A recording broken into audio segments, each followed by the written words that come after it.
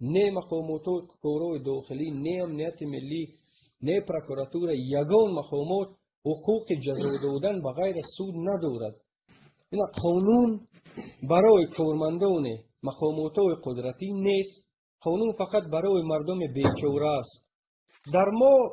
در جمهوری تاجیکستان برای مثلا شکار خرگوش، شکار آهو یا ماهیگیری اجازت نامه مخصوص از مقامات دخلدار میگیرند.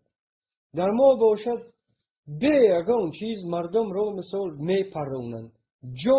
جان مردم در ولایت مختار کوهستان بدخشان یگان ارزشی ندارد.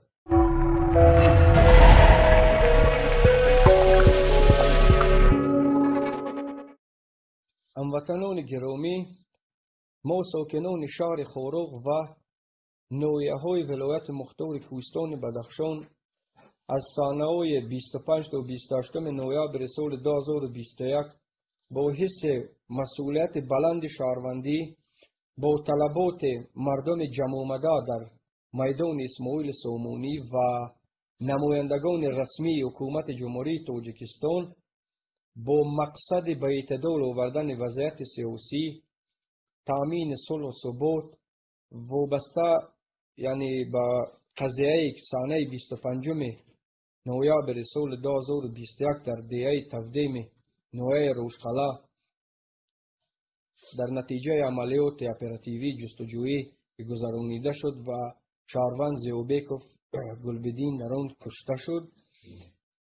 وابسته به این قضیه مردم در میدان اسماعیل سامونی شهر خارق جمع شدند. از تمام ناحیه‌های ولایت مختار کوهستان بدخشان و شهر خارق جمع آمدند و برای یعنی مقصدهای در بالا ذکر شده ما شهروندان در اینجا حضور داشتن جان و سلامتی خود را در خطر گذاشته با محاکمه و بررسی طلبات‌های مردم از حکومت و طلبات حکومت از مردم کار و فعالیتمان را شروع نمودیم.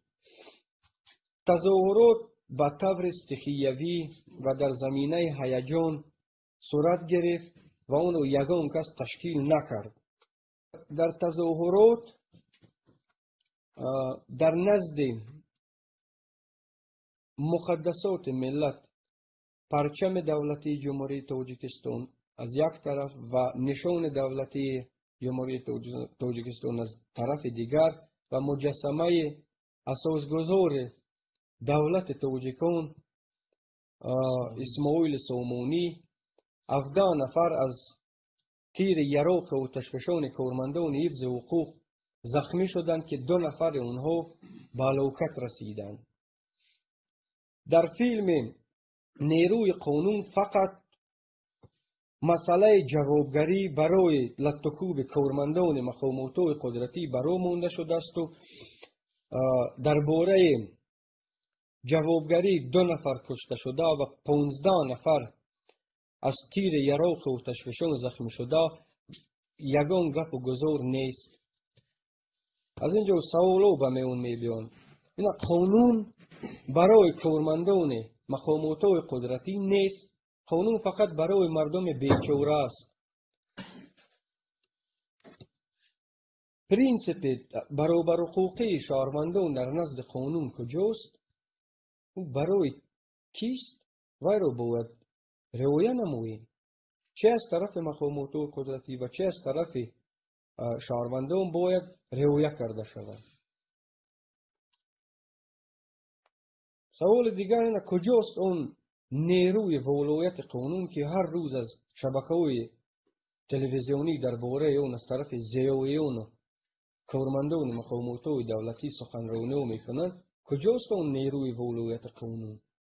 طلبات‌های اساسی مردم جمع آمده از حکومت ولایت مختار کوهستان بدخشان یکم این بود که باید گروه کاری از حساب نمایندگان جامعه شهروندی و مقامات تحقیق برنده و تفتیشاتی تشکیل شده.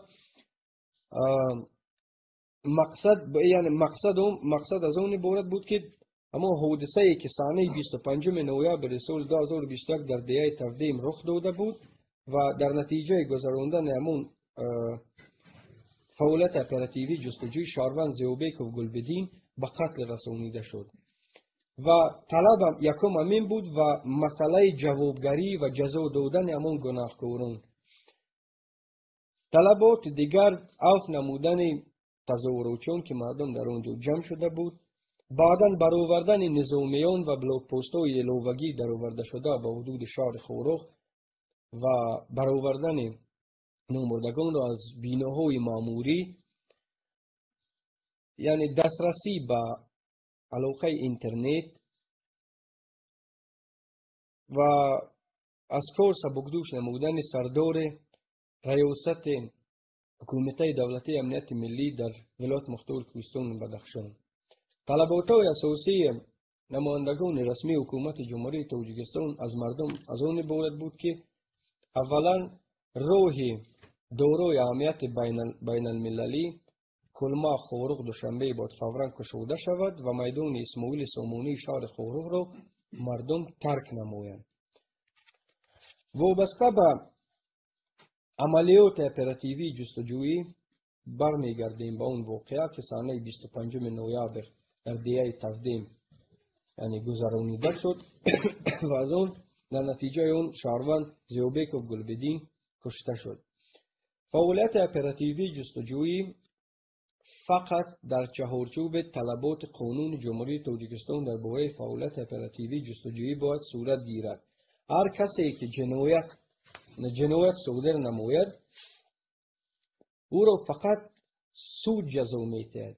نه مقامات کارای داخلی، نه امنیت ملی، نه پروکراتور یگان مقامات حقوق جزا دادن بغیر سود ندارد. اگر چنین افکار و مثال کارمندان مقامات و حفظ حقوق برای مردم رها می‌بینند، پس مقامات سود برای چه در کار است؟ در نوار نیروی قانون شاروان زیوبیک و گلبدین را به اساس و حکم سود سرکرده گروه متشکل جنایتی نام بردند که این عمل غیر قانونی مقامات اجرایی نظامی و قدرتی می باشد. غیر از این در نتیجه گذراندن این عملیات در دیه تفدیم شاروان زیوبیک و گلبدین کشته شد و 2 نفر دیگر از تیر یراق آتشفشان زخمی شدند که هر دو معیوب گشتند.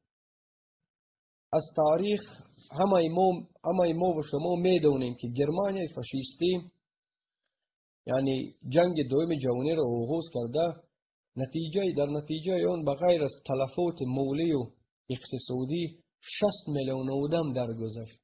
لیکن اما گناهکاران را در شهر نیومبرگ مرافعه بود و بعد نسبت آنها سود حکم قتل را قبول نمود. یا که صدام حسین 75,000 ساکن آسایشته را با یراق کیمیاوی کشته بود و هم سود کردن. در جمهوری تاجیکستان برای مثل شکار خرگوش، شکار آهو یا ماهیگیری اجازتنامه مخصوص را از مقامات دخلدار میگیرند. در ما باشد به یگان چیز مردم را مثال میپرونند. جان مردم در ولایت مختار کوهستان بدخشان یگان ارزشی ندارد. خودتون قضاوت کرده اینو بها دهید.